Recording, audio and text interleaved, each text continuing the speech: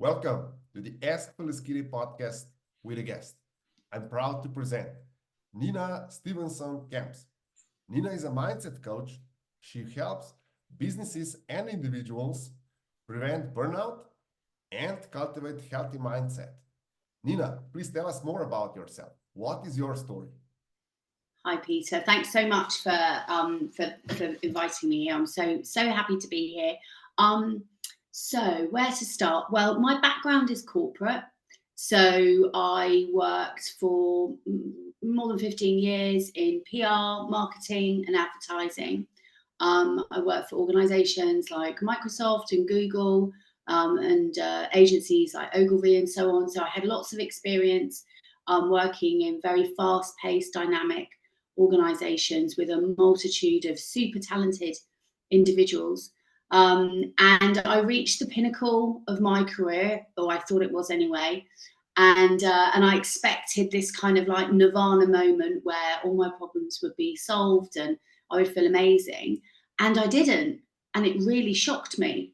So it really made me kind of like kind of look into why I wasn't satisfied with this goal that I'd always, been seeking to achieve.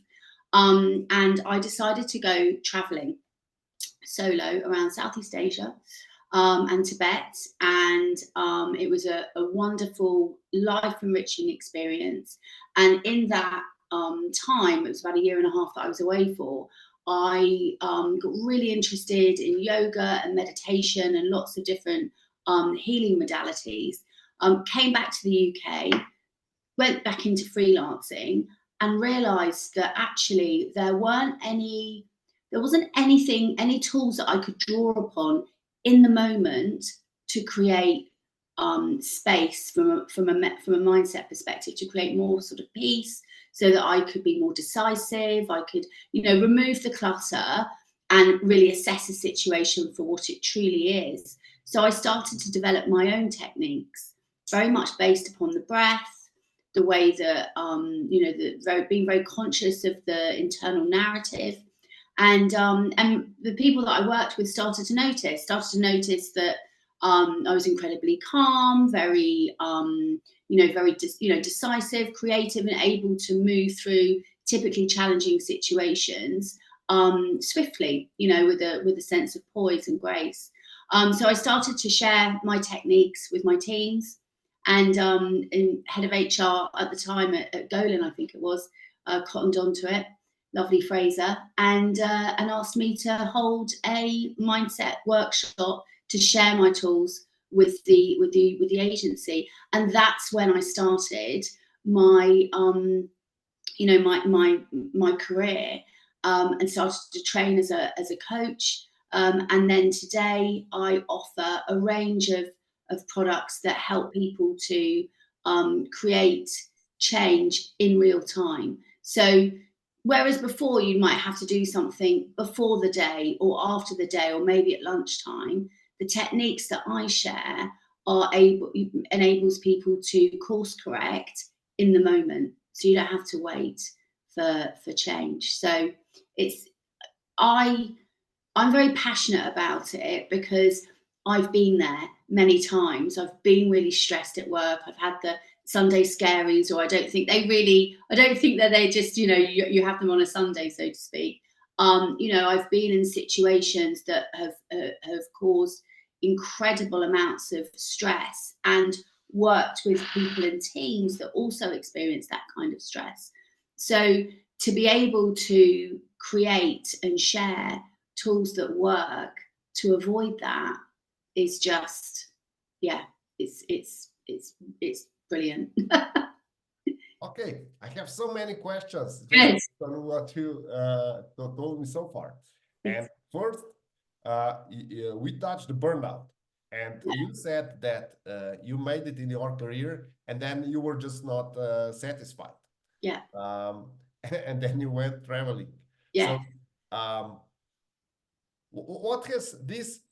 So you basically fulfilled all society induced goals and you were extremely successful working with the biggest companies like you mentioned Microsoft and Google. Yeah. and yet you were not satisfied. No. So, No. uh, No. and then you went in Asia and did yoga and similar. And when you, so I'm sure that you did a lot of meditation there and met a lot of teachers because Southeast Asia is full of people that searching for themselves and their Yeah. self and their purpose. Yeah. And the most intriguing for me is that you said the tools that were available were not applicable. So I would like your opinion on, Mm. do you believe that modern self-help is based on a principle of, let's say, uh, Asian holy texts that are not well translated into English or any other language? And then we have huge problem because as far as we agree with the principles, we have problem how to integrate them in our everyday life. God, that's a great question. No, I don't. In short, what I do, because I think the principles are are all quite the same. Actually, I think the message is the same across the board. I think that the challenge is with our modern day, the way that we work and the pace that we work and the information that we receive, it's constant. We need tools to be able to settle our minds in the moment, in real time. So what I mean by that is, say from a work perspective, or it doesn't even necessarily have to just be at work, it can be when you're, I don't know, standing in line at a supermarket and you're getting frustrated because the queue's taking ages. And in that moment, you have two choices. You can either continue to get frustrated and spend whatever time you are going to be there annoyed and frustrated, and you're just getting more and more frustrated, but nothing's changing about the situation aside from the fact you're getting more and more frustrated. Or you can concentrate on your breathing, or you can decide to do something else, check your emails, like turn it into something that's productive. So it's very much about taking charge of your mindset in the moment, because you always have a choice as to how you're going to react to or respond to a situation. So it's not that I think that the old philosophies are outdated. I think that there's an opportunity to evolve them in that sense, because if, say for example, you use yoga as a great example, and yogic breath, and the various different types of meditation and various different types of breathing. Those are the types of techniques that I share and that I practice, but in a very short space of time. So it's about being able to understand what those philosophies are, understand the different ways of approaching them, but then adapting them to your day and your situation. Okay. Why do you think that most people do not learn this at home or at school?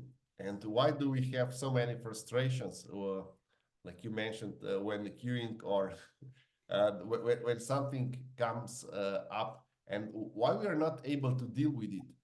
What is the reason? Is the reason just too much on our hands? What is the reason that our life has become so hectic and that our reactions are basically overreactions? Yeah, I'm just thinking about that answer. So there's two things in my opinion. One, we are encouraged as a society to look outside of ourselves, which always sounds really navel-gazing, and people kind of roll their eyes, but it's true. We're told that having things will satisfy us, and they do to a degree, of course they do. And having a lifestyle that that's really comfortable and all the rest of it is obviously a great thing, a wonderful thing,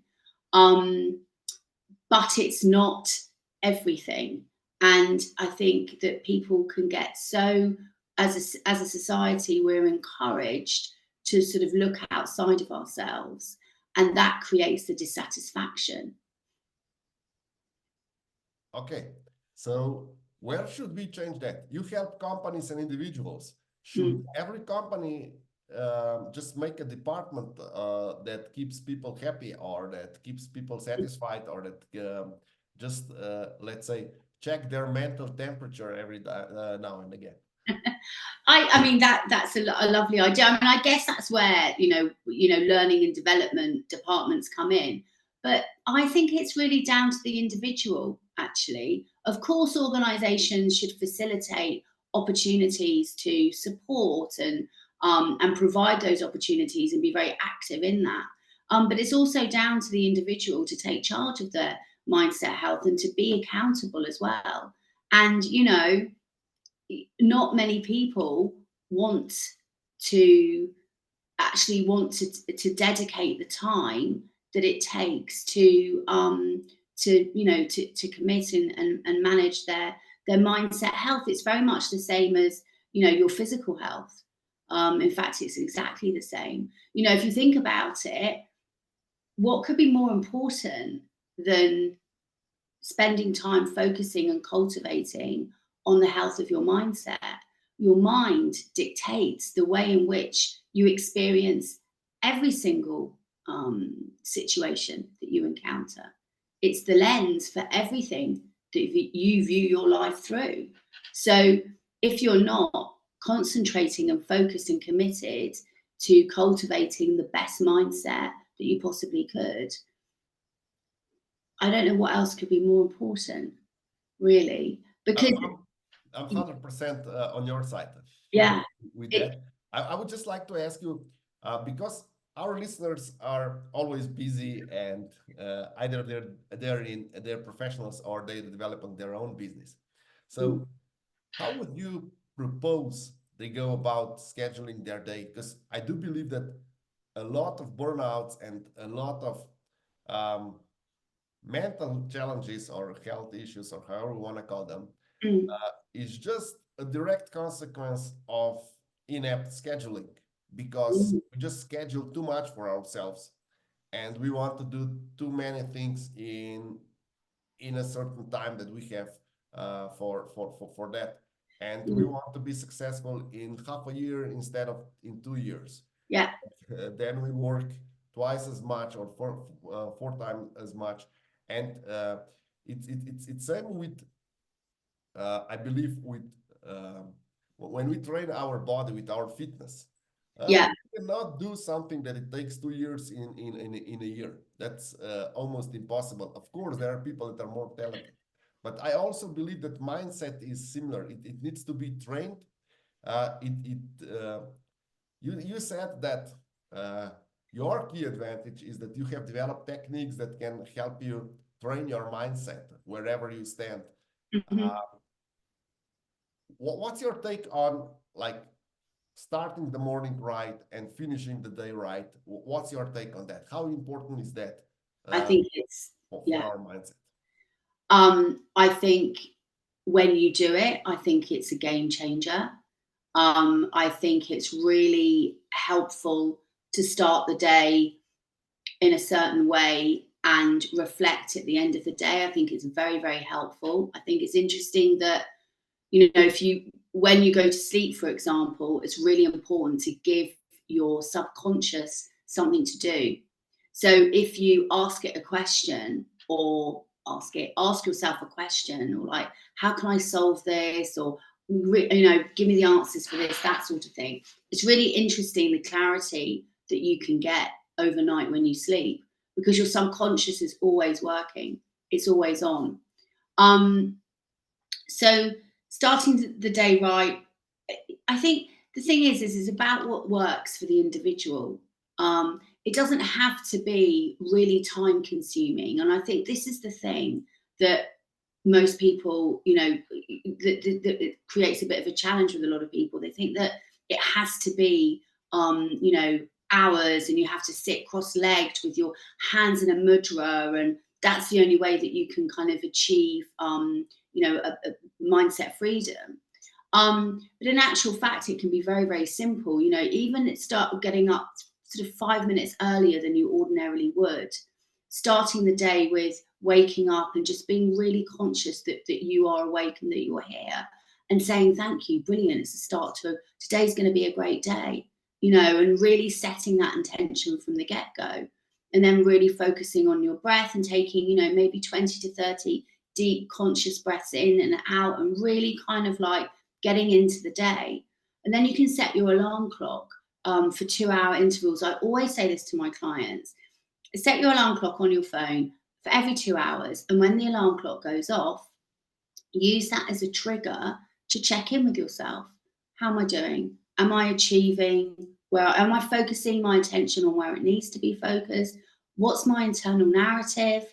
I talk a lot about radical honesty, and I think that is a really powerful way to ensure that you are being accountable, because the way that we, the output of our experiences are very much based on the habits that we adopt. So if there's anything in any area that we're not happy about, I think it's really valuable to look at what we're doing on a day-to-day basis. Like, how are we waking up? Like, to your point, do we wake up and grab our phone? Do we just scroll on social media as soon as we wake up? All these things that we all do, myself included. I've done it many times, many times I've, scrolled at night and just thinking to myself, what am I doing? And can really see the difference. And I also think there's a lot of value in what I call falling off the wagon, and recognizing, actually, when I start the day like this, being really conscious, practicing some gratitude, really focusing on my breath, being very intentional with my actions. When you do that throughout your day, versus waking up and reaching for your phone and just kind of like scrolling on LinkedIn or Insta or whatever it is you're looking at, you can see from a mindset point of view, from an attitude perspective, from a feeling perspective, that the two starts inspire very different experiences. So in order to cultivate your mindset and really start the day and end the day in the best way, it requires a level of consciousness and being aware of what you're doing and when you're doing it and why you're doing it. And I do think, ending the day asking yourself those 3 questions: what am I proud of? What would I do differently? And how can I, congratulate myself, is a really nice way to reflect. Because often, actually, I was thinking about this earlier on, often because we're so busy doing, and your audience, for example, is, constantly looking for, how to achieve their KPIs, how to achieve their goals and so on, it's really important to reflect on what's being achieved so far, because we can be so busy doing that we forget to acknowledge all that we've done, and it might not be that you've necessarily hit that particular goal within the time frame that you've given yourself, but it just might be that you've taken several really important steps to set yourself up for success in that goal, and that requires acknowledgement as well. So I think building in moments to reflect and practice that radical honesty and being really clear on what's working and what's not on a regular basis, daily, on a ongoing, can really help to create more creativity, to inspire you more to make changes that you need to make when you need to make them. I think for so many people, the notion of pivoting and making changes and tweaking can sometimes be quite a challenge. I think lots of people can get into the mindset of, well, that's what I've decided and that's what I'm going to do, which is great from in one way, but as your days unfold, working on this particular goal, new information is going to come in. So you need to have a flexible mind to be able to adapt and change and keep moving forward. When we're stressed, our mindset is rigid. We contract. And when we're in that space, there's no room for creativity. Nothing creative ever happened when someone was stressed out or anxious. It's not possible, because your mind's too busy focusing on trying to keep you safe. And I love this as well, actually. Let me share this with you. I love the the reality that our mind, our ego, whichever way you want to frame it, is our subconscious, is completely focused on keeping us safe. And it doesn't want to know a maybe, or it could be. It's like yes or no. And it goes back to the day when we were, living in caves, and we had to be hyper alert because any noise could be a predator. So our minds are hardwired to see change as something negative. That is like, what is that noise? Oh my God, something could kill me. Okay, fast forward, millions of years, and we're in a different situation. However, the key facets of our mind haven't changed. So when we're in situations that are new and different, our mind immediately goes into, is it safe or isn't it? If it's new and different, then the mind will go back in history to see if there's a situation that's similar that you've been through, that it can say, oh, don't worry, that happened, X, Y, and Z. So then you start to feel safe. Or the mind will start to think about the future. Oh, this could happen, that could happen, this could happen. And that's where the fears come in. All of which are really important to our survival. So it's not about, practice these mindset techniques or be more conscious in your day-to-day and you won't have any worries, you won't have any fears. That's not part of being human. What it does mean is that you'll be able to meet change and any fears that arise with clarity. You'll be able to meet them in the moment and assess a situation for what it truly is, not your mind based in the past or based in the future. It's like, you hear loads of times in business, I said that to you already. I've already said that to you. Didn't you hear that? Or I said that to so-and-so and I didn't. And what's usually happening in those moments is people aren't actively listening, or it's actually called global listening. They're not listening to every single thing that the person is saying. They are either trying to think of when they can say their next point, or they're trying to anchor the situation in a similar situation that they've experienced. So that's where miscommunication, can arise.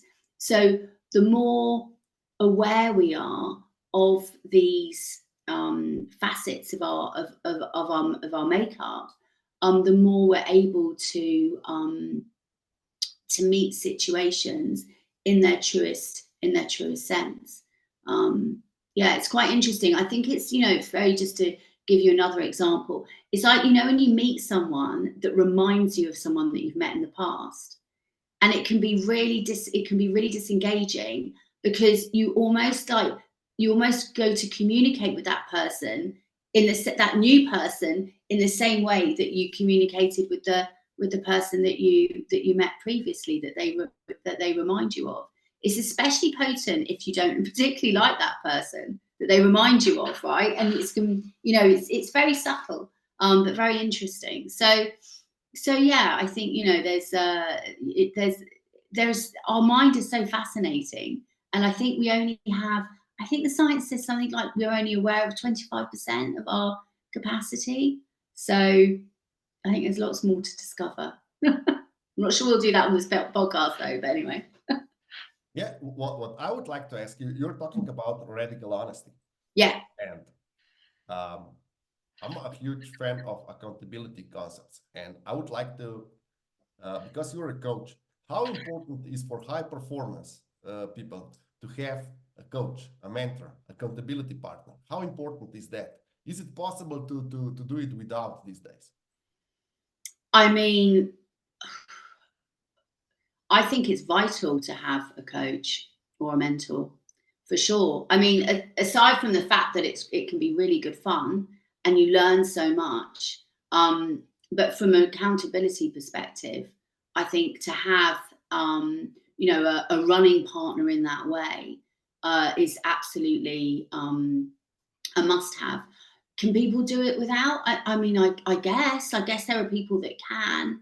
But I think everyone has a mentor of sorts in life, in a business capacity, and in life in general. If you think about the role of a mentor, mentors are very different from coaches, aren't they? Coaches are more about looking at particular situations and working out goals and strategies to achieve those goals. But mentors give more of an advisory, perform a more advisory role. And I think, in our everyday life, we have mentors. We have people that we look up to, people that we, aspire to be like, people who have what we want from a character perspective, or indeed, even from a materialistic point of view, which is also great. And I think being open and receptive to different points of view, different ways of doing things, can really help from a growth perspective. I mean, it's really interesting, isn't it? Because everyone sees a different situation, the same situation, completely differently. Like, for example, you and I are on this podcast, and when we finish, I will have one perception and you'll have another, but we've both encountered the same situation. So I think working with a mentor and a coach can be really valuable, because they come with a different perspective, and one that invariably, you wouldn't have thought of. I think it's great. I mean, I know that when I come off a call with my coach, I always feel great. Really, really enthusiastic. And I think, when you're, when you have the complexities of business, the multitude of different personalities to navigate, and different challenges and different opportunities, having a coach or a mentor can be such a game changer in terms of your direction, your strategy. They can really help you to be accountable. Did you really need to do that? Or you sure your focus doesn't need to be there? That type of thing. So yeah, I think it's a great way to work as well. I really do. Okay, thank you for all these insights. And before we finish, I would like to ask you for another favor. Can you share with our listeners and our viewers one trick of the trade, or trade secret even? What is the single best way to cultivate healthy mindset? Good question. So the one tip that I always share is about setting your alarm clock on your phone for intervals throughout your day, so that you can check in. And then just another one, if I can squeeze it in, is having the attitude of things happening for you, not to you. I think that is a game changer. Amazing. Thank you very much. Thank you, Nina, for being our guest tonight. Thank you so much. It's been such a pleasure.